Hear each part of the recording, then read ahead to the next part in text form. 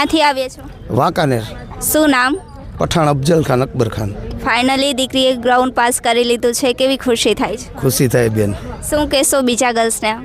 આવી જ રીતે હિંમત ન હારે અને ગ્રાઉન્ડમાં આવી જાય. એ જે બહાર પ્રેક્ટિસ કરતા હોય એના કરતાં ગ્રાઉન્ડ હેલું પડે છે.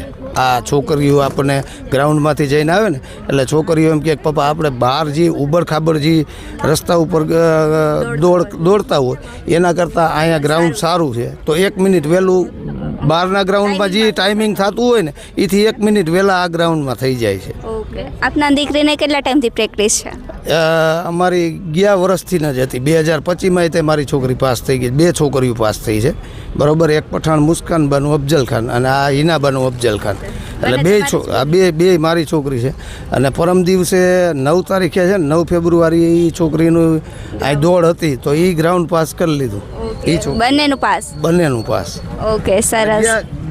ગયા વર્ષે પણ બંનેનું પાસ હતું પણ લેખિતમાં રહી ગયા હતા બરાબર. એટલે આપણે આ કીધું કોઈ વાંધો નહીં, આપણે આજી વખતે પાછા ટ્રાય કરી. અને એનો સ્ટાફે સારો છોકરીઓને બિચારા સપોર્ટ કરે છે કે ભાઈ આપણે દોડો એમ કે થોડીક સેકન્ડ હાટું તમે રહી જાઓ તો એ બિચારા એ લોકો આપણને સપોર્ટ કરે એમ. છોકરીઓ જે અંદર જઈને આવે ને એ છોકરીઓ આપણને એમ કે પપ્પા અંદરનો સ્ટાફ બહુ સારો છે, સમજ્યા? હા, થેન્ક યુ.